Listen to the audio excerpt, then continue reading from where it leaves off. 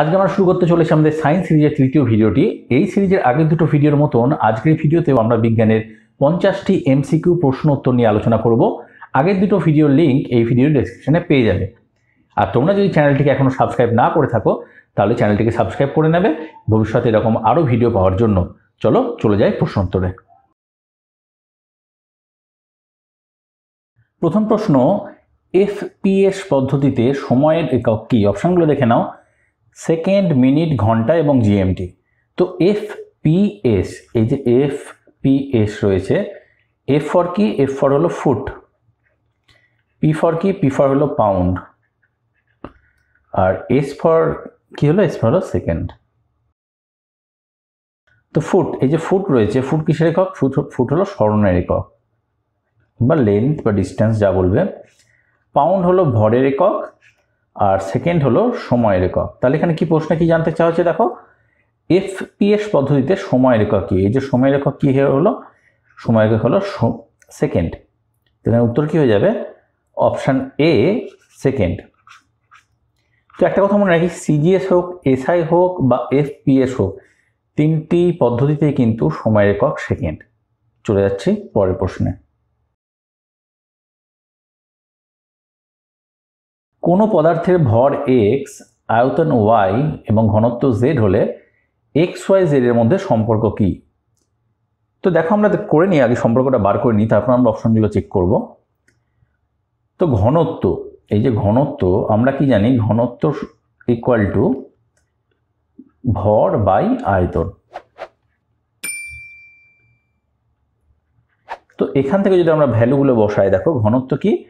ঘনত্ব হলো এই জেড, অর্থাৎ জেড ইকুয়াল টু ভর কি? ভর হলো এই এক্স, এক্স বাই আয়তন কি? আয়তন হলো ওয়াই, ওয়াই, অর্থাৎ X equal to Z Y বা ওয়াই জেড।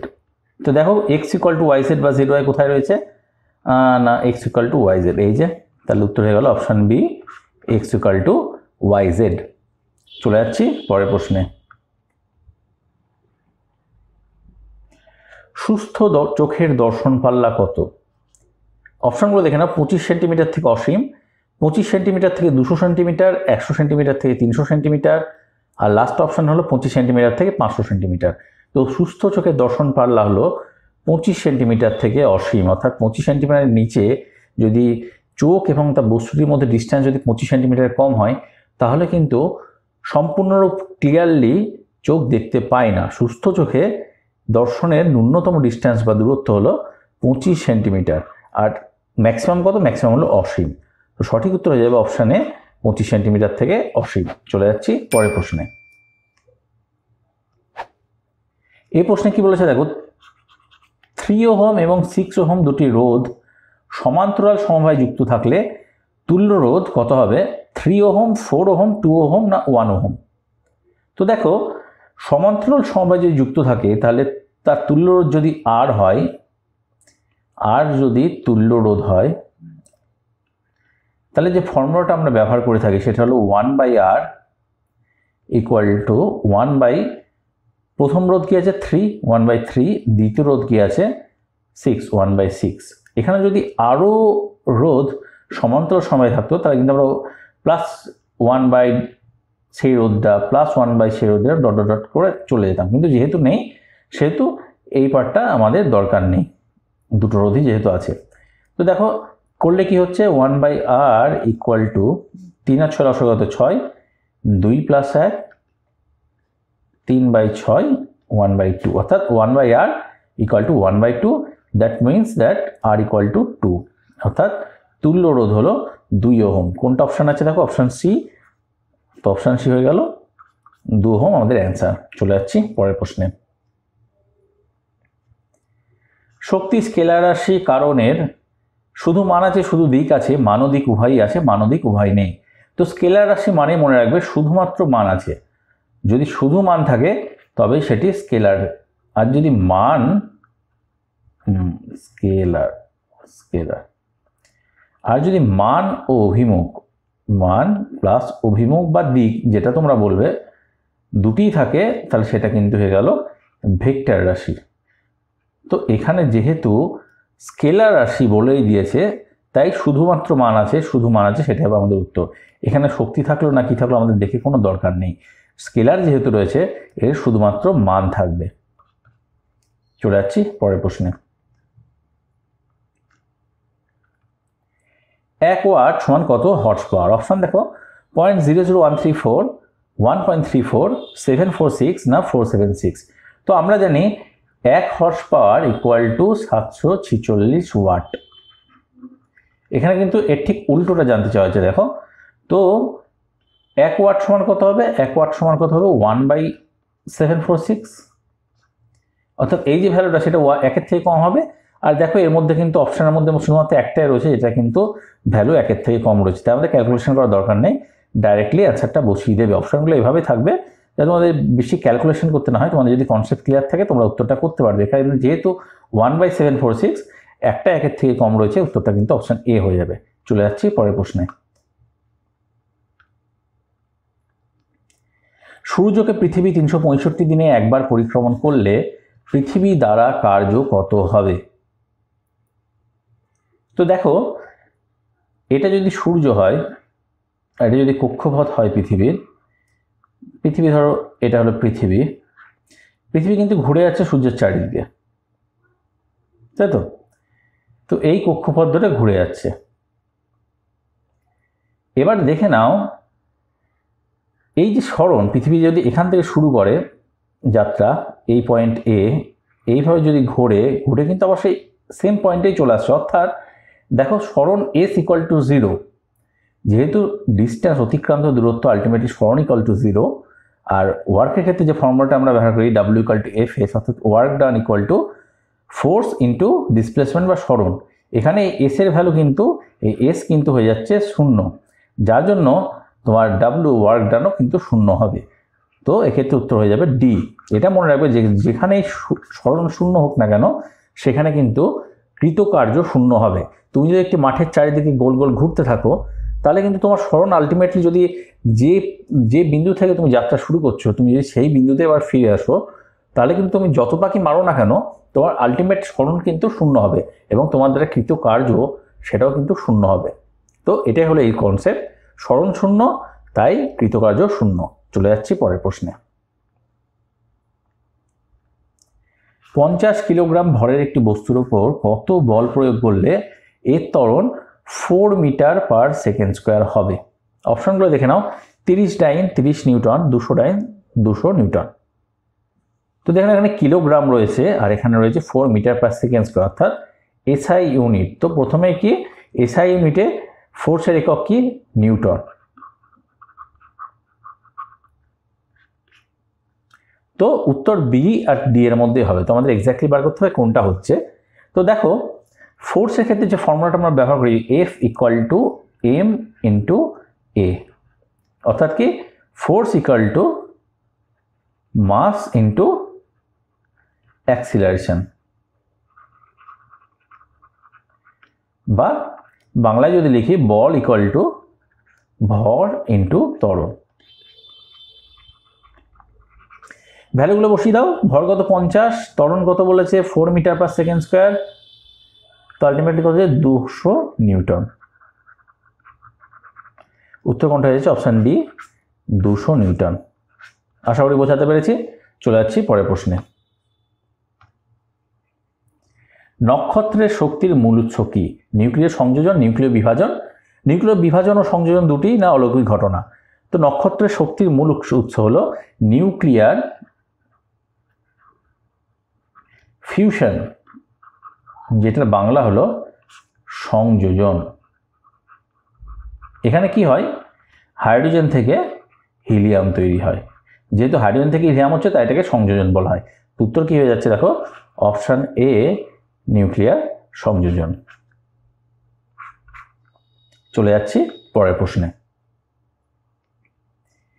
তেজস্ক্রিয়তার এসআই একক কি? অপশনগুলো দেখে নাও। রাদারফোর্ড, বেকারেল, কুরি না নিউটন? তো এটা কিন্তু অনেকেই ভুল করে ফেলে, তো এটি সঠিক উত্তর কিন্তু হয়ে যাবে বেকারেল।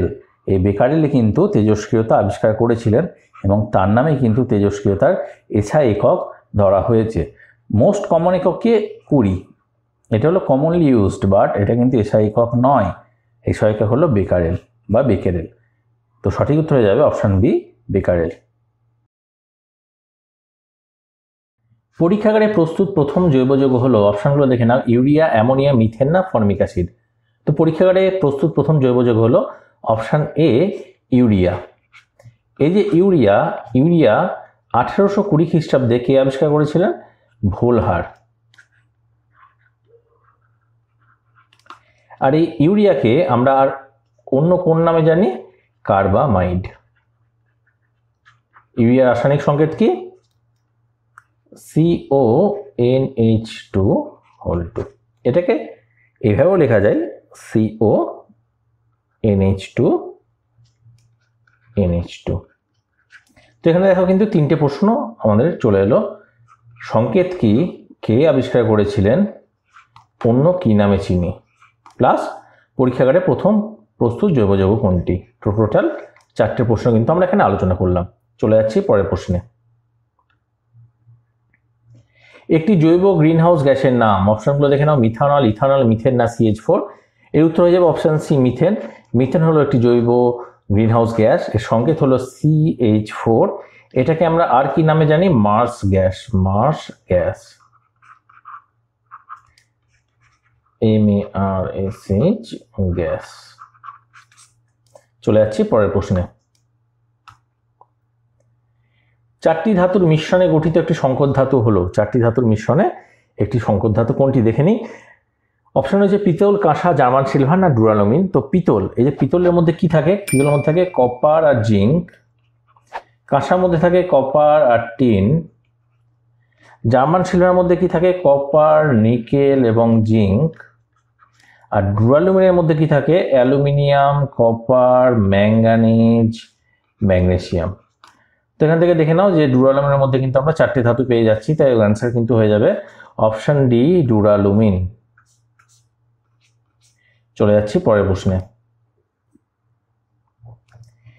নিচের কোন ধাতুটি তড়িৎ পরিবহন করতে পারে? অপশন দেখে নাও, তামা, গ্রাফাইট, গ্যাস কার্বন না সবগুলোই। গ্রাফাইট গ্যাস কার্বন তো হবে না, কারণ এখানে বলা রয়েছে ধাতু, এরা হলো অধাতু। তো একটি রয়েছে ধাতু, সেটা হলো তামা। উত্তর হয়ে যাবে অপশন এ, তামা। চলে যাচ্ছি পরের প্রশ্নে। কোন ধাতুটিকে আত্মরক্ষায় সমর্থ ধাতু বলা হয়? অপশন হলো অ্যালুমিনিয়াম, আয়রন, সোডিয়াম না গোল্ড।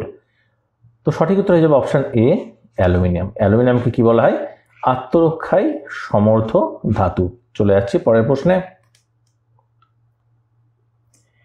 গিবসাইট কোন ধাতুর আকরিক? অপশন হলো কপার, জিঙ্ক, লোহা না অ্যালুমিনিয়াম। তো গিবসাইটের সংকেত কি দেখে নিই, AlOH3। তো দেখে না যে Al মানে অ্যালুমিনিয়াম, তো উত্তর হয়ে যাবে অপশন ডি, অ্যালুমিনিয়াম। গিবসাইট হলো অ্যালুমিনিয়ামের আকরিক। চলে যাচ্ছি পরের প্রশ্নে। পারদ সমুদ্রে লোহার দণ্ড সর্বদা ভাসবে ডুববে, ভাসতেও পারে না পারে, ডুববে বা ভাসবে। তো দেখো যে পারদ, এই পারদের যে ঘনত্ব, পারদের ঘনত্ব কিন্তু লোহার ঘনত্বের থেকে বেশি। এই কারণে যদি পারদের কোনো সমুদ্র হয়, সেই সমুদ্রে কিন্তু লোহার দণ্ড সর্বদা ভাসবে, লোহা কিন্তু ডুবে যাবে না। চলে যাচ্ছি পরের প্রশ্নে। দুটি 10 ওহম রোধকে শ্রেণী সমবায় যুক্ত করে সমবায়টি একটি 20 ওহম রোধের সাথে সমান্তরাল সমবায় যোগ করা হলো। অন্তিম সমবায়ের তুল্য রোধ নির্ণয় করো। অপশনগুলো দেখে নাও, 10, 20, 30 না 40। তো এই যে অঙ্কটা রয়েছে, এই অঙ্কটা এটা কিন্তু একটু ফিজিক্সের প্রবলেম, তো আমরা স্টেপ বাই স্টেপ করব। তো প্রথমে কি করেছে, প্রথমে আমরা সার্কিট ডায়াগ্রামটা এঁকে নিই। সার্কিট ডায়াগ্রামটা কিভাবে আঁকবো দেখো, প্রথমে দুটি 10 ওহম রোধকে শ্রেণী সমবায় যুক্ত করে, অর্থাৎ এই পার্টটা আমরা প্রথমে এঁকে নিই। দুটি 10 ওহম রোধকে শ্রেণী সমবায়ে যুক্ত করে দিই। এটা একটা 10 ওহম রোধ, এটা একটা 10 ওহম রোধ, 10 শ্রেণী সমবায়ে যুক্ত করে দিলাম। সমবায়টি অর্থাৎ এই যে সমবায় রয়েছে, এই সমবায়টি অর্থাৎ এখানে আর এখানে, এই সমবায়টি 20 ওহম রোধের সাথে সমান্তরাল সমবায় যোগ করা হলো, অর্থাৎ এই দুটোর সঙ্গে প্যারালাল একটা 20 ওহম রোধ কিন্তু রাখা হলো।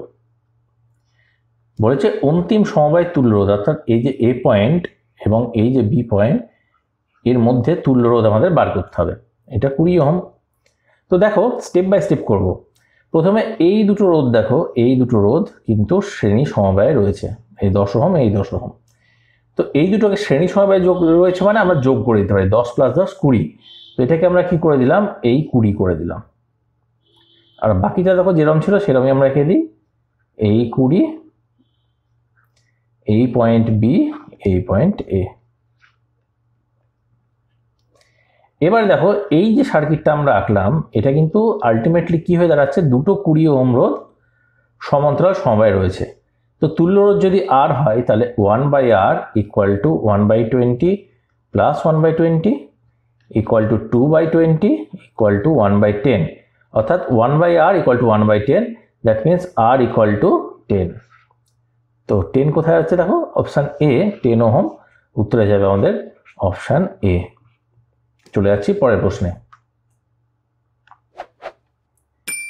নাইট্রোজেনের ভর সংখ্যা 14, ইলেকট্রন সংখ্যা 7 হলে নিউট্রন সংখ্যা কত হবে? অপশনগুলো দেখে নিই। 14, 7, 21 নির্ণয় করা সম্ভব নয়। তো এই যে ভর সংখ্যা হলো নিউট্রন সংখ্যা প্লাস প্রোটন সংখ্যা। নিউট্রন সংখ্যাকে আমরা n দিয়ে ডিনোট করি, প্রোটন সংখ্যাকে p দিয়ে ডিনোট করি, আর ইলেকট্রন সংখ্যাকে e দিয়ে ডিনোট করলাম। তাহলে ইলেকট্রন সংখ্যা কত? 7। এবারে যে কনসেপ্টটা তোমাদের এখানে লাগবে যে কোনো একটা পরমাণুর ইলেকট্রন সংখ্যা কিন্তু প্রোটন সংখ্যার সমান, কারণ পরমাণুটা তো নিস্তড়িত। তো ইলেকট্রনের যে 7টা নেগেটিভ রয়েছে, নেগেটিভ ভ্যালু, সেটাকে পজিটিভ বা 0 করতে গেলে কিন্তু 7টা প্রোটন লাগবে। এর জন্য প্রোটন সংখ্যা কিন্তু 7 হবে। প্রোটন সংখ্যা এবং ইলেকট্রন সংখ্যা কিন্তু পরমাণুতে সমান হয়। তাহলে আমরা প্রোটন সংখ্যা পেয়ে গেলাম। তাহলে এবার ভর সংখ্যা কত? ভর সংখ্যা দেখো 14, এই 14 বসালাম। এই কোয়েশ্চেনটা আমরা ব্যবহার করছি। ভর সংখ্যা রয়েছে 14, নিউট্রন সংখ্যা আমরা জানি না, n রাখলাম। প্রোটন সংখ্যা কত? প্রোটন সংখ্যা আমরা পেয়ে গেলাম 7 বসিয়ে দিলাম। এবার যদি এই 7টা এইদিকে নিয়ে আসি কি দাঁড়াচ্ছে, n = 14 - 7 = 7, অর্থাৎ নিউট্রন সংখ্যা হয়ে গেল আমাদের 7। উত্তর হয়ে গেল অপশন বি। চলে যাচ্ছি পরের প্রশ্নে। এক্স মৌলের 4 নম্বর কক্ষে ইলেকট্রন সংখ্যা 2, এক্স মৌলটির পারমাণবিক সংখ্যা কত? তো দেখো এই অঙ্কগুলো করার ক্ষেত্রে বা এই প্রবলেমগুলো সলভ করার ক্ষেত্রে কিন্তু কনসেপ্টটা ক্লিয়ার থাকা অত্যন্ত দরকার। আর এই ধরনের অঙ্কগুলো করার ক্ষেত্রে অনেক কনসেপ্টের দরকার পড়ে। এর জন্য আমাদের একটা পর্যায় সারণীর উপর বিস্তারিত ভিডিও বানানোই রয়েছে। তোমরা যদি এই কনসেপ্টটা ক্লিয়ার করতে চাও সেটা দেখতে পারো। আমরা কিন্তু এই সলিউশনটা একটু শর্টকাটে দেখাবো, কারণ এটা নিয়ে কিন্তু একটা ভিডিও হয়ে যাবে যদি আমি ডিটেলসে দেখাতে যাই। তো দেখো 4টে রয়েছে কক্ষ, 1st, 2nd, 3rd, 4th। এই কক্ষগুলোর মধ্যে কিন্তু আবার সাবকক্ষ রয়েছে, মানে ছোট কক্ষ রয়েছে, বা কি বলবো, আরও ওর মধ্যে SPDF যে ভাগগুলো রয়েছে সেগুলো রয়েছে। তো প্রথম কক্ষে কি থাকে? 1s, অর্থাৎ একটা s থাকে। দ্বিতীয়তে কি থাকে দেখো 2s আর থাকে 2p। তৃতীয়তে কি থাকে 3s, 3p, 3d। আর 4 কি থাকে দেখো 4s, 4p, 4d, 4f। এগুলো কিন্তু সাবসেল। তো এর মধ্যে দেখো s এর মধ্যে সর্বোচ্চ থাকতে পারে 2টি, p এর মধ্যে সর্বোচ্চ ইলেকট্রন থাকতে পারে 6টি, d এর মধ্যে সর্বোচ্চ থাকতে পারে 10টি, আর f এর মধ্যে সর্বোচ্চ থাকতে পারে 14টি। আবারও বলে দিচ্ছি, এর কনসেপ্ট যদি তোমাদের লাগে আমাদের পর্যায় সারণীর ভিডিও রয়েছে, সেই ভিডিওর লিঙ্ক কিন্তু আমরা এই ভিডিও ডেসক্রিপশনে দিয়ে রাখবো। তোমাদের যদি দেখতে বিস্তারিত জানতে হয় সেটা দেখতে পারো। তো এই যে সাবকক্ষগুলো রয়েছে এক্ষেত্রে এতে ইলেকট্রন কীভাবে ভর্তি হয়? প্রথমে ভর্তি হয় 1s এ। তাহলে 1s এ কটা থাকতে পারে? s এ 2টো থাকতে পারে, আমরা এখানে 2 লিখলাম। তারপরে 2s এ ভর্তি হচ্ছে, এই যে 2s এও 2টো থাকতে পারে, s মানে 2। তারপরে কি হচ্ছে দেখো এই 2p আর 3s। 2p তে কটা থাকতে পারে? p তে থাকতে পারে 6টা, অর্থাৎ 6 থাকলো। s এ থাকতে পারে 2টো, এই 3s এ আরও 2টো লিখলাম। এবারে দেখো বলেছে কি 4 নম্বর কক্ষে 2টো ইলেকট্রন রাখতে হবে, অর্থাৎ এই 4sটা ফুল হবে। কিন্তু 4sটা ফুল হওয়ার আগে কিন্তু এই 3pটা আগে ফুল হবে, তারপরে কিন্তু এই 4sটা ফুল হবে। অর্থাৎ 3pতে কটা থাকছে? আরও 6টা, আর 4s এ থাকছে আরও 2টো। এই যে 4s এ 2টো চলে এলো, তার মানে কিন্তু আমাদের কন্ডিশনটা স্যাটিসফাইড হয়ে গেল যে 4 নম্বর কক্ষে দুটো ইলেকট্রন রয়েছে, সুতরাং আমরা কিন্তু আর ইলেকট্রনের মধ্যে আর দেখাবো না। তো টোটালটা কত হচ্ছে দেখো, 2 আর 2 4 আর 6 10 আর 2 12 আর 6 18 আর 2 20, অর্থাৎ পারমাণবিক সংখ্যা হয়ে যাচ্ছে 20। সুতরাং উত্তর হয়ে যাবে অপশান ডি 20। আশা করি বুঝতে পেরেছো। আর যদি বুঝতে না পারো, এটা কিন্তু ডেসক্রিপশানে তোমরা পেয়ে যাবে, এর লিঙ্ক ডেসক্রিপশান তোমরা চেক করতে পারো। পর্যায় সারণীর যে ভিডিওটি রয়েছে তাতে এই যে কনসেপ্টটা রয়েছে সেটা কিন্তু আমরা ডিটেলসে আলোচনা করিয়েছি, তো তোমরা সেখান থেকে দেখে নিতে পারো। চলে যাচ্ছি পরের প্রশ্নে। দীর্ঘ পর্যায় সারণী কোন শ্রেণীতে হ্যালোজেন মৌলগুলি অবস্থিত? শ্রেণী 1, শ্রেণী 16, শ্রেণী 17 না শ্রেণী 2? তো দেখো এই যে হ্যালোজেন মৌলগুলি রয়েছে, এই হ্যালোজেন মৌলগুলি কিন্তু শ্রেণী 17 অর্থাৎ অপশান সি শ্রেণী 17-এ অবস্থিত। এই হ্যালোজেন মৌলগুলো কি?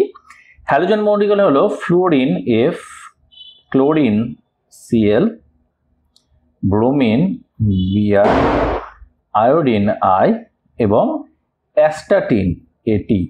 কি ফ্লুরিন, তারপরটা কি chlorine Cl, chlorine, Br bromine, I iodine, আর এটি হলো অ্যাস্টাটিন।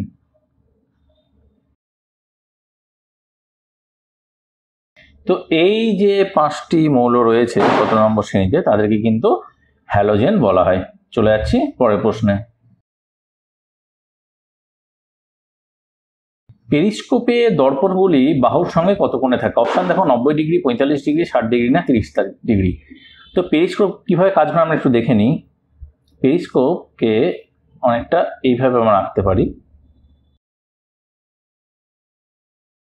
এক্ষেত্রে কি হয়, একটি দর্পণ এখানে 45 ডিগ্রি কোণে থাকে, একটি দর্পণ সমতল দর্পণ এখানে 45 ডিগ্রি কোণে থাকে।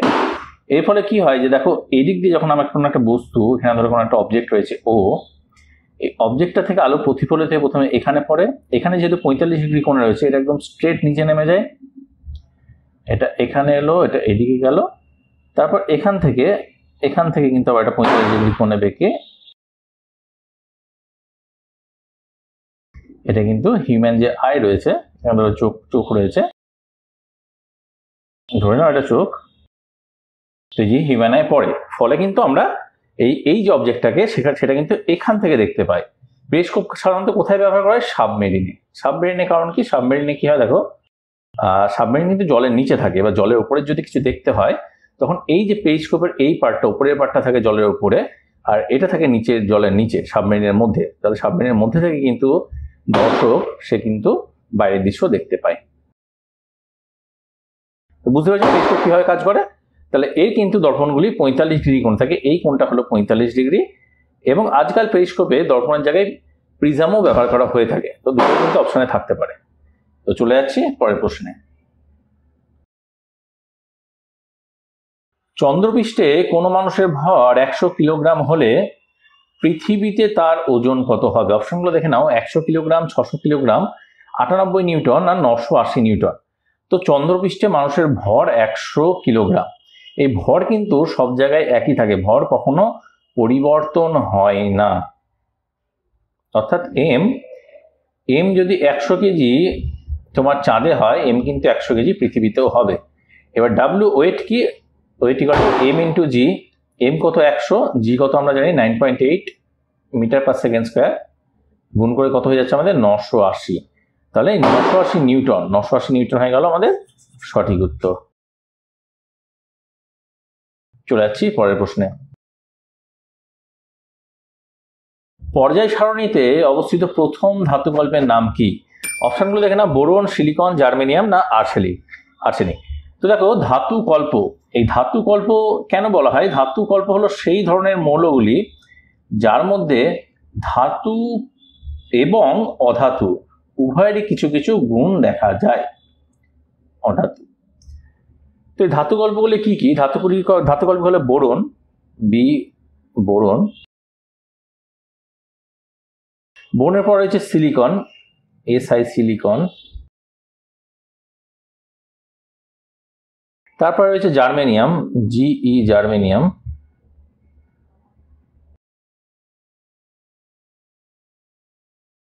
তারপর রয়েছে আর্সেনিক, এএস আর্সেনিক।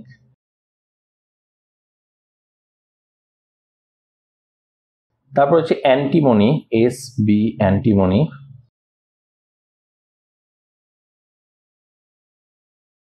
তারপর হচ্ছে টেলুরিয়াম, টিই টেলুরিয়াম।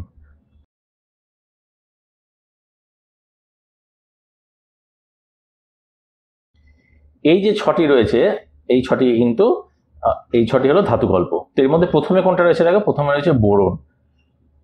তাহলে এই উত্তরটি হয়ে যাবে অপশন এ, বোরন। এই ধাতুকল্পের লিস্টটাও কিন্তু মনে রাখো, এটাও কিন্তু পরীক্ষা আসতে পারে যে এর মধ্যে কোনটি ধাতুকল্প বলে, যে এর মধ্যে থেকে যে কোনো একটা দিয়ে তোমাদের প্রশ্নে জানতে চাওয়া হতেই পারে। তো এই লিস্টটাও কিন্তু তোমাদেরকে মনে রাখতে হবে। চলে যাচ্ছি পরের প্রশ্নে। একটি বস্তু অনুভূমিক তলে সমদ্রুতিতে গমন করে, তবে বস্তুটি চলার সময় নিচের কোন রাশিটি থাকবে না? তো দেখো একটা বস্তু রয়েছে, বস্তুটি এরকম একটি অনুভূমিক তলে, বস্তুটি ধরো এটা একটা বস্তু, বস্তুটা সমদ্রুতিতে চলছে। তো দ্রুতির মান রয়েছে, বা যদি এটা একই দিকে থাকে, একই দিকে চলতে থাকে, তাহলে কিন্তু সেটা বেগ হয়ে যাবে। দ্রুতি আর বেগ কিন্তু সেম, তো ডিফারেন্সটা হলো দ্রুতি হলো স্কেলার রাশি, বেগ হলো ভেক্টর রাশি। দ্রুতির ক্ষেত্রে তোমার কোনো দিক থাকে না, কিন্তু বেগের ক্ষেত্রে দিক থাকে। এবার যদি কোনো একটা বস্তু সমদ্রুতিতে সেম দিকেই চলতে থাকে, তাহলে কিন্তু তার বেগ থাকবে, যদি না দিকটা বারবার পরিবর্তন হয়। এখানে যেহেতু সমদ্রুতি অনুভব তলে চলছে, এর কিন্তু বেগ থাকবে। আর যদি বেগ থাকে তাহলে ভরবেগও থাকবে, তাই না? আর যদি বেগ থাকে গতিশক্তিও থাকবে। কোনটা থাকবে না? ত্বরণ। কারণ কি, এটা যেহেতু সমদ্রুতিতে চলছে, এটা সেম স্পিডে চলছে, তার জন্য কিন্তু কোনো ত্বরণ থাকবে না। তো সঠিক উত্তর হয়ে যাবে অপশন ডি, ত্বরণ। এটা কিন্তু রাশি থাকবে না জিজ্ঞেস করা হয়েছে, তার জন্য অ্যান্সার হয়ে যাবে অপশন ডি, ত্বরণ। চলে যাচ্ছি পরের প্রশ্নে। এই প্রশ্নে কি বলেছে দেখো, টিনের চামচের উপর রূপার প্রলেপ দেওয়ার সময় অ্যানোড রূপে ব্যবহার করা হয়। অর্থাৎ একটি টিনের চামচের উপর তুমি রূপার প্রলেপ দেবে, তাহলে কোনটা ক্যাথোডে আর কোনটা অ্যানোডে ব্যবহার করা হবে। তো অপশনগুলো দেখে নাও, টিন, রূপা, নিকেল না পটাশিয়াম। তো এখানে বলে রাখি, এটা তোমাদের মনে রাখতে হবে যে যার প্রলেপ দেওয়া হবে সেটা কিন্তু সবসময় অ্যানোডে রাখতে হয়। অ্যানোডে কোনটা রাখতে হবে? যার প্রলেপ দেওয়া হবে। এখানে কিসের প্রলেপ দেওয়া হচ্ছে? রূপো। তাই অ্যান্সার হয়ে যাবে রূপা, অপশন বি, রূপা। আর যেটির ওপরে প্রলেপ দেওয়া হবে সেটি কিন্তু ক্যাথোডে থাকে। কোনটি ক্যাথোডে থাকে? যেটির ওপরে প্রলেপ দেওয়া হবে।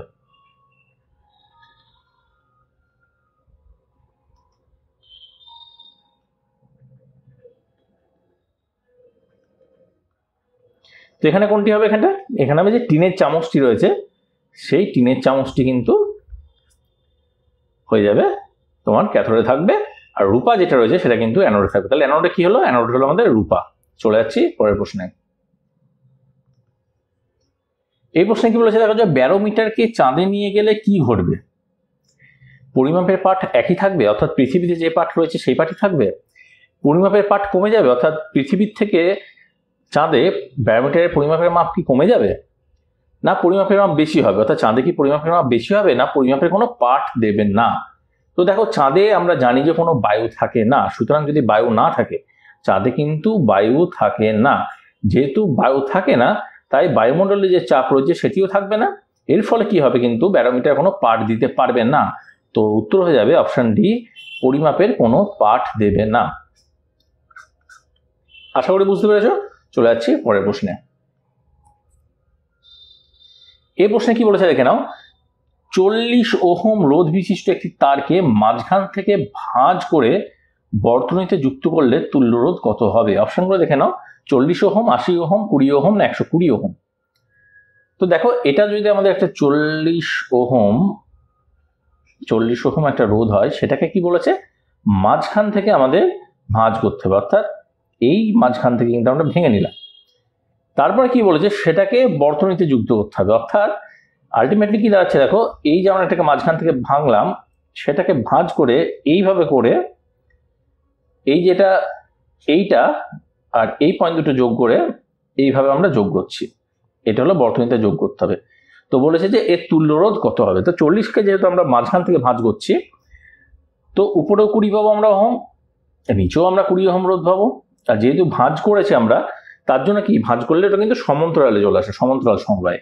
এর ফলে কি হবে যে তুল্য রোধ যদি আর হয়, তাহলে কি হয়ে যাচ্ছে দেখো 1/r ইকুয়াল টু 1/20 প্লাস 1/20। এটা কিন্তু তুল্য রোধের ফর্মুলা সমান্তরাল বর্তনীর ক্ষেত্রে। তো এখান থেকে আমরা পেয়ে যাচ্ছি এটা হয়ে যাচ্ছে 2/20 equal to 1/10 implies that r equal to 10। অর্থাৎ তুল্য রোধ কত হয়ে যাবে আমাদের? তুল্য রোধ হয়ে যাবে অপশন সি 10 ওহম। চলে যাচ্ছি পরের প্রশ্নে। পিএইচ স্কেলের নিম্ন স্থিরাঙ্ক কত? পিএইচ স্কেলের নিম্ন স্থিরাঙ্ক কত? অপশনগুলো দেখে নাও, 0, 1, 7 না 14। তো পিএইচ যে স্কেল রয়েছে তার কিন্তু নিম্ন স্থিরাঙ্ক বা সর্বনিম্ন মান কিন্তু 0। উত্তর হয়ে যাবে অপশন এ 0। এটা হলো সর্বনিম্ন বা নিম্ন স্থিরাঙ্ক, তোমরা যা বলবে। এটা হলো সর্বনিম্ন মান। আর সর্বোচ্চ মান কোনটা? সেটা হলো 14। এটা হলো সর্বোচ্চ মান। তো পিএইচ স্কেল যেটা থাকে সেটার মাঝামাঝি থাকে 7। কোনো দ্রবণের মান পিএইচ ভ্যালু যদি 7 হয় সেটা হলো প্রশম, এটা একটু মনে রাখো। আর এই পিএইচ এর থেকে কম যদি হয় সেটা হলো অ্যাসিড, কিন্তু সেটা 0 থেকে কম কোনোদিনই হতে পারে না। আর যদি এর থেকে বেশি হয় সেটা হলো ক্ষার, কিন্তু এটার মান 14 থেকে বেশি কোনোদিনই হতে পারে না। তো 0, 14 আর 7 এই তিনটে মান কিন্তু মনে রাখো যে 0 ক্ষেত্রে এটা হলো মিনিমাম পসিবল ভ্যালু, 14 হলো ম্যাক্সিমাম পসিবল ভ্যালু, আর 7 হলো তোমার মিডিল ভ্যালু বা প্রশম যে মান সেটা হলো 7। এই তিনটে কিন্তু মনে রাখো। চলে যাচ্ছি পরের প্রশ্নে। দূরত্বকে সময় দিয়ে ভাগ করলে কি পাওয়া যায়? অপশন দেখো, ত্বরণ, মন্দন, ভর না দ্রুতি। তো ভর তো হবে না, কারণ ভরের ক্ষেত্রে কোনো দূরত্ব সময় কিছুই আসছে না, তাই না? এবার দূরত্ব কি হচ্ছে? ত্বরণ যদি হয় মন্দনও সেটা হতে হবে, কারণ ত্বরণ যা মন্দন হলো নেগেটিভ ত্বরণই হলো মন্দন। সুতরাং এই দুটিও হচ্ছে না, অপশন একমাত্র থাকছে দ্রুতি। তো দূরত্বের একক হলো মিটার যদি সে আমরা ধরি, আর সময়ের একক হলো সেকেন্ড। তো মিটার পার সেকেন্ড এটা কিন্তু দ্রুতি বা বেগ তার একক। সুতরাং উত্তর হয়ে যাবে অপশন ডি দ্রুতি। ত্বরণের ক্ষেত্রে কি হয়? Metre per second square. মন্দনের ক্ষেত্রে কিন্তু মিটার পার সেকেন্ড স্কোয়ার একই একক, কারণ নেগেটিভ ত্বরণই হলো মন্দন, আর উল্টোভাবে বললে নেগেটিভ মন্দনই হলো ত্বরণ। আর ভরের একক হলো মিটার, আর দ্রুতির একক হলো মিটার পার সেকেন্ড। দেখুন উত্তর হয়ে যাবে অপশন ডি দ্রুতি। চলে যাচ্ছি পরের প্রশ্নে।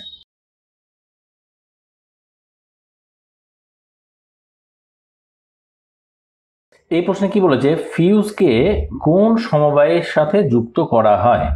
অপশনগুলো দেখে নাও। অপশন আছে শ্রেণী সমবায়ে, সমান্তরাল সমবায়ে, মিশ্র সমবায়ে না শ্রেণী বা সমান্তরাল সমবায়ে।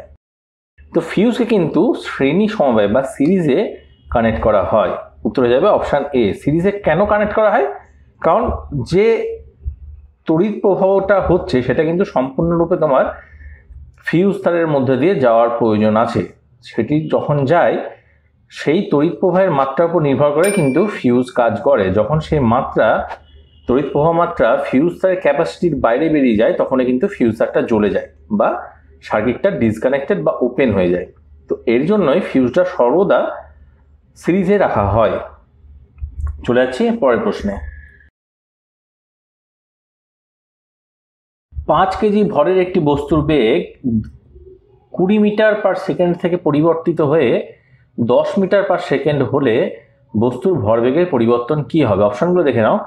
50 কেজি মিটার পার সেকেন্ড 50 বৃদ্ধি পাবে, না 50 কেজি মিটার পার সেকেন্ড হ্রাস পাবে, না 150 কেজি মিটার পার সেকেন্ড বৃদ্ধি পাবে, 150 কেজি মিটার পার সেকেন্ড হ্রাস পাবে। তো দেখো ইনিশিয়ালি ভরবেগ যদি আমরা v1 মোমেন্টাম, তো আমরা ঠিক আছে, ইনিশিয়ালি ভরবেগ যদি আমরা ধরি m1 মোমেন্টাম, সেটা কত হচ্ছে? মাস ইন্টু বেগ, m1 ইন্টু v1। মাস কত ছিল? 5 কেজি, 5 ইন্টু বেগ কত? 20 metre per second square, 20 metre per second. সুতরাং এটা কত হয়ে যাচ্ছে? দেখো এটা হয়ে যাচ্ছে 100 কেজি মিটার পার সেকেন্ড। এটা হয়ে যাচ্ছে আমাদের ইনিশিয়াল বা স্টার্টিং এ যে ভরবেগটা ছিল। এরপরে যে ভরবেগটা হবে m2 কত হচ্ছে দেখো, m2 by m2 into v2, m2 into v2। এখানে ভর কিন্তু বস্তুর সেম রয়েছে কারণ বস্তুটা সেম, এটা কিন্তু 5ই হবে। 5 বেগ কত হয়েছে, বেগ হয়ে যাচ্ছে কিন্তু 10, তাহলে এটা 10 হয়ে যাচ্ছে, অর্থাৎ আলটিমেটলি দাঁড়াচ্ছে 50 কেজি মিটার পার সেকেন্ড, অর্থাৎ 100 কেজি মিটার পার সেকেন্ড। এই যে 100 রয়েছে, এই 100 থেকে কম হয়ে কিন্তু তোমার 50 হলো, তো হ্রাস পাচ্ছে। তো একটা পার্ট পেয়ে গেলাম, কত হ্রাস পাচ্ছে, 50, অর্থাৎ 50 কেজি মিটার পার সেকেন্ড হ্রাস পাবে। তো উত্তর কোনটা হয়ে যাচ্ছে দেখো, উত্তর হয়ে যাচ্ছে option B, 50 kg metre per second হ্রাস পাবে। আশা করি বুঝতে পেরেছ। চলে যাচ্ছি পরের প্রশ্নে। দেখো, একটি কণা 5 সেন্টিমিটার ব্যাসার্ধের বৃত্তের পরিধি বরাবর এ বিন্দু থেকে বি বিন্দুতে গেল, যাতে কেন্দ্রে কোণ উৎপন্ন হয় 60 ডিগ্রি। কণার সরণ কত?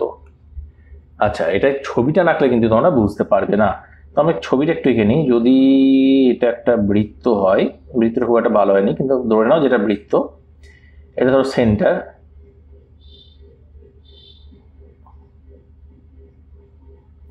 তো কি বলেছে, এটা যদি সেন্টার হয় তো ব্যাসার্ধ কত বলেছে, ব্যাসার্ধ বলেছে দেখো, ব্যাসার্ধ বলেছে 5 সেন্টিমিটার। তো ওটা অন্য রঙে নিয়ে আমি, এটা হয়ে গেল ব্যাসার্ধ, এটা কত, 5 সেন্টিমিটার।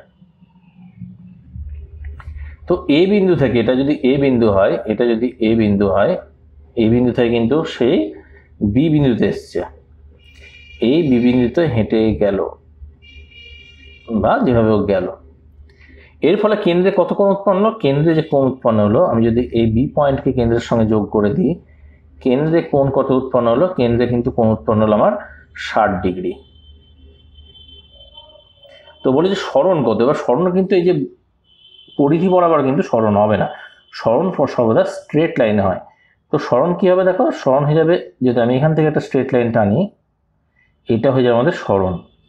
তো একটু দেখে নাও এখানে যে এটা কিন্তু একটা কনসেপ্টের ব্যাপার, জ্যামিতির ব্যাপার। কনসেপ্ট ক্লিয়ার থাকলে কিন্তু এটা খুব সহজে হয়ে যাবে।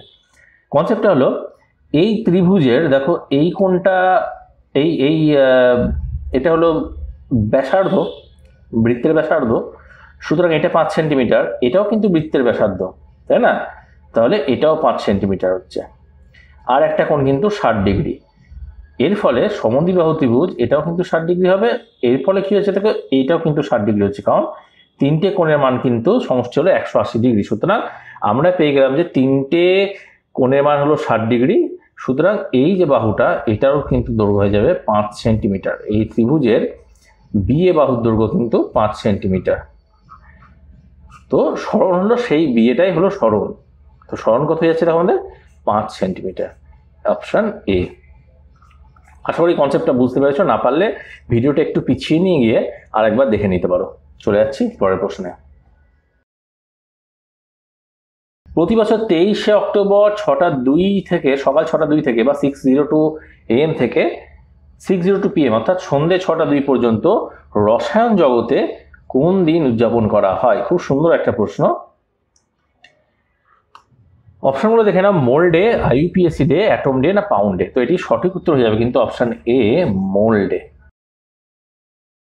মোল ডে কেন করা হয়, কারণ এক মোলে পরমাণু বা অণুর সংখ্যা থাকে কত, 6.023 ইন্টু 10⁻23। এটাকে যদি আমি অ্যাপ্রক্সিমেট নিই, কত হয়ে যাবে, 6.02 ইন্টু 10⁻23। এই যে 6.02, এই 6.02 রয়েছে বলেই কিন্তু এটা 6:02 থেকে, সকাল 6:02 থেকে শুরু করা হয় এবং সন্ধ্যে 6:02 শেষ করা হয়। এবং আরও একটা মজার ব্যাপার দেখো, 23শে অক্টোবর, 23 অক্টোবর আমরা কীভাবে লিখি, 23/10, তাই তো? এইটা কিন্তু এসছে তোমার এখান থেকে, এই যে 23, এই 23 হলো তোমার এই 23, আর এই যে 10 সেটা হলো কিন্তু এই 10। এটা কিন্তু একটা খুব মজার দিবস।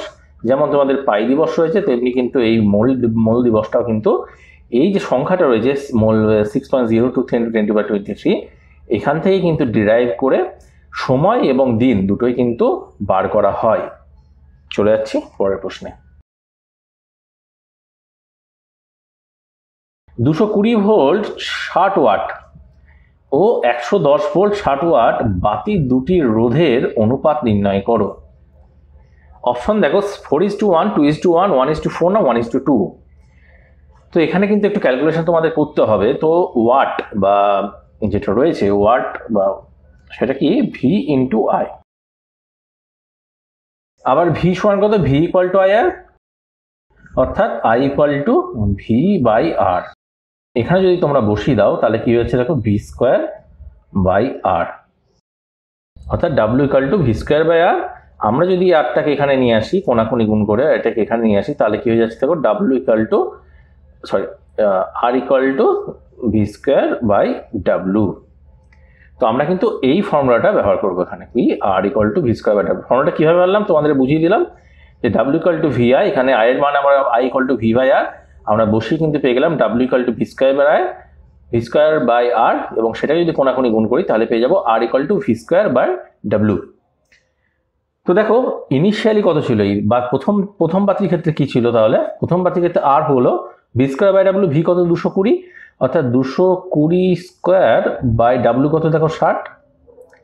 দ্বিতীয়টা কত হচ্ছে দেখো 110 স্কোয়ার বাই 60, 110 স্কোয়ার বাই 60,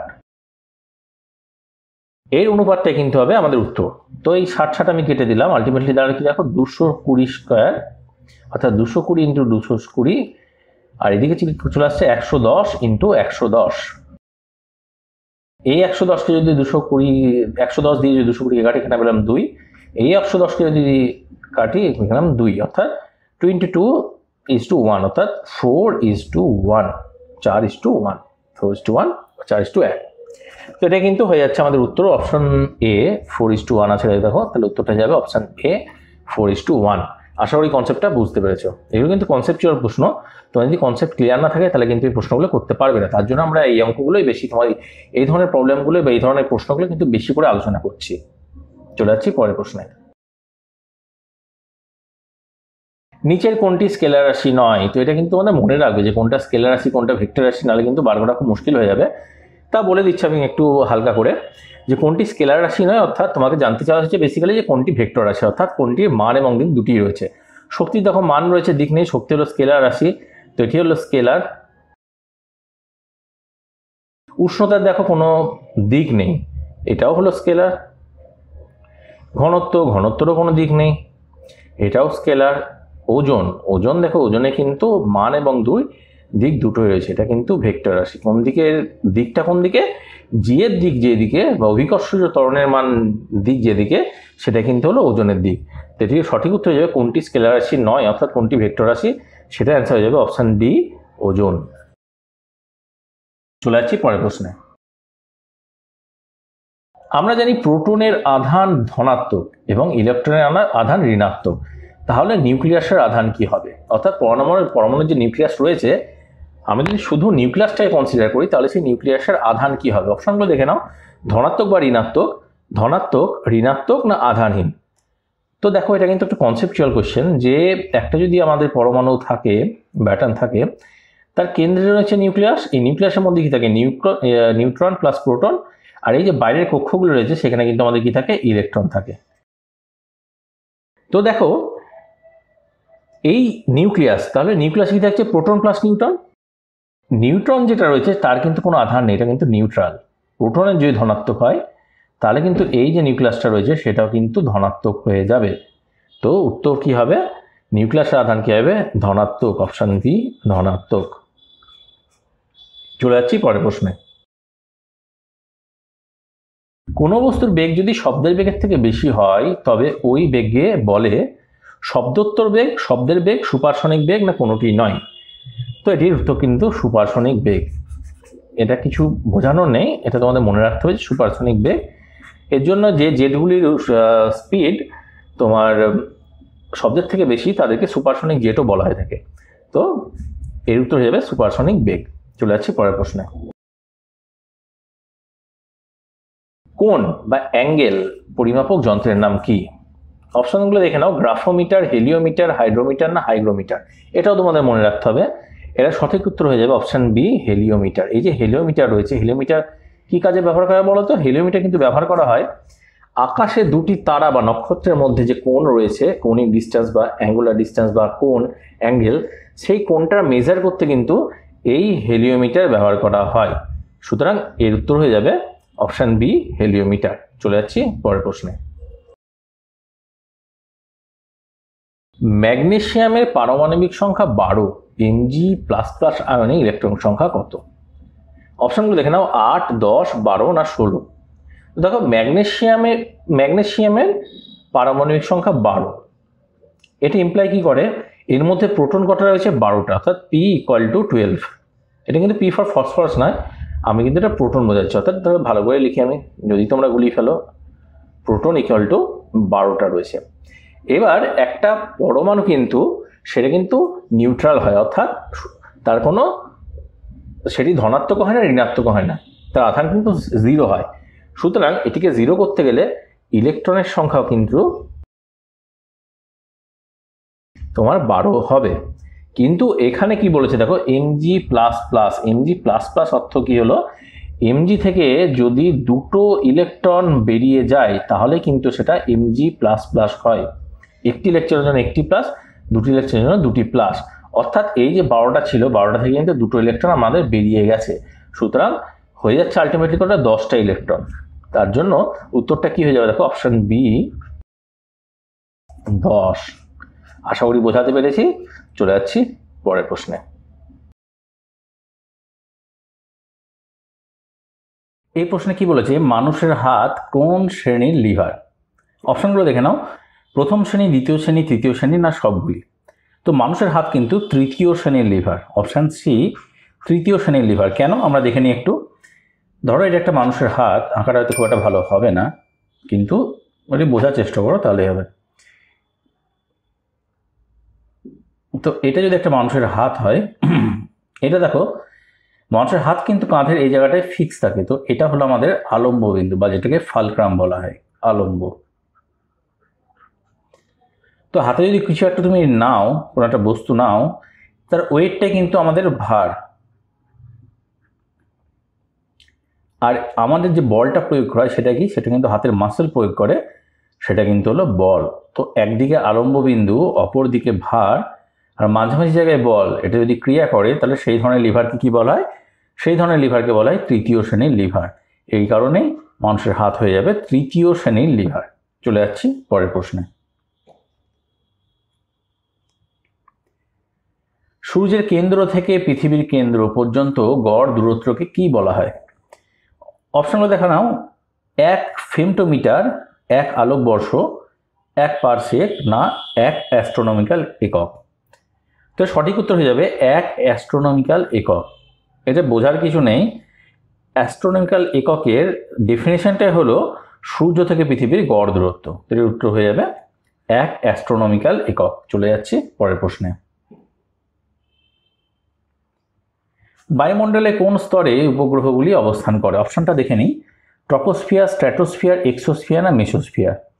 তো এটা কিন্তু উত্তর হয়ে যাবে অপশান সি, এক্সোস্ফিয়ার। এক্সো মানে বাইরে, তো মনে রাখবে যেন বাইরে থাকে, এইভাবে মনে রাখার চেষ্টা করবে। উত্তর হবে এক্সোস্ফিয়ার। ট্রপোস্ফিয়ারটা কি, ট্রপোস্ফিয়ার সর্বনিম্ন স্তর, এখানে যত ঝড়, বিদ্যুৎ, আমরা যেখানে থাকি, বাতাস, নিঃশ্বাস নিই, সেটা সমস্ত কিছু কিন্তু ট্রপোস্ফিয়ার। আর স্ট্র্যাটোস্ফিয়ারে কি থাকে, স্ট্র্যাটোস্ফিয়ার ইম্পর্টেন্স হলো তোমার ওজোন স্তর থাকে। তো এই দুটো মনে রাখো। আর এক্সোস্ফিয়ার হয়ে গেল কি আমাদের এই যে উপগ্রহগুলি, সেগুলো কিন্তু এক্সোস্ফিয়ারে থাকে। চলে যাচ্ছি পরের প্রশ্নে। কোন ধরনের কয়লার তাপন মূল্য সবচেয়ে বেশি? অপশনগুলো দেখে নাও, অ্যান্থ্রাসাইট, বিটুমিনাস, লিগনাইট না পিট? এর উত্তর হয়ে যাবে কিন্তু অ্যান্থ্রাসাইট। এই যে অ্যান্থ্রাসাইট কয়লা রয়েছে, এর মধ্যে প্রায় 92 থেকে 98% তোমার কয়লার পরিমাণ রয়েছে। এই কারণে তাপন মূল্য অত্যন্ত বেশি এবং এটাকে উৎকৃষ্ট মানের কয়লা মানা হয়। আরেকটা এখানে প্রশ্ন মনে রেখো, যে অ্যান্থ্রাসাইট কয়লা সেটা কিন্তু ভারতের একমাত্র জম্মু ও কাশ্মীরেই পাওয়া যায়। কোথায় পাওয়া যায়? জম্মু ও কাশ্মীর। এটাও কিন্তু অনেকবার পরীক্ষায় আসে যে ভারতের কোথায় অ্যান্থ্রাসাইট কয়লা পাওয়া যায়, উত্তরটা হয়ে যাবে জম্মু ও কাশ্মীর। চলে যাচ্ছি পরের প্রশ্নে। বর্তনীতে তড়িৎ প্রবাহ বজায় রাখার জন্য একটি ব্যাটারিকে তার ভেতরে থাকা কোন শক্তি ব্যয় করতে হয়? অপশনগুলো দেখে নাও, বিদ্যুৎ শক্তি, রাসায়নিক শক্তি, অভিকর্ষ শক্তি না গতিশক্তি? তো এই যে ব্যাটারি রয়েছে, ব্যাটারি কাজ কিভাবে করে? ব্যাটারির মধ্যে যে কেমিক্যাল এনার্জি বা রাসায়নিক শক্তি রয়েছে সেটা ব্যাটারি ইলেকট্রিক্যাল শক্তিতে কনভার্ট করে, এর ফলে এটি কাজ করে। তো ব্যাটারির মধ্যে যে রাসায়নিক শক্তি রয়েছে সেটাই কিন্তু তোমার ইলেকট্রিক শক্তি বা বিদ্যুৎ শক্তিতে রূপান্তরিত হয়। তাই সঠিক উত্তর হয়ে যাবে অপশান বি, রাসায়নিক শক্তি। কারণ এখানে জানতে চাওয়া হচ্ছে যে ব্যাটারির ভিতরে কোন শক্তি ব্যয় করে তড়িৎ প্রবাহ বজায় রাখে ব্যাটারি। তো ব্যাটারির মধ্যে যে কেমিক্যাল এনার্জি বা কেমিক্যাল শক্তি রয়েছে সেটাই কিন্তু ব্যাটারি ক্ষয় করে ইলেকট্রিক শক্তি বা বিদ্যুৎ শক্তি উৎপন্ন করে। চলে যাচ্ছি পরের প্রশ্নে। এলপিজির প্রধান উপাদান কি? অপশনগুলো দেখে নাও, মিথেন, ইথেন, প্রোপেন ও বিউটেন। তো এলপিজির দুটি প্রধান উপাদান হলো প্রোপেন এবং বিউটেন। প্রোপেন সংকেত কি? প্রোপেনের সংকেত হলো C3H8। আর বিউটেনের সংকেত কি? বিউটেনের সংকেত হলো C4H10।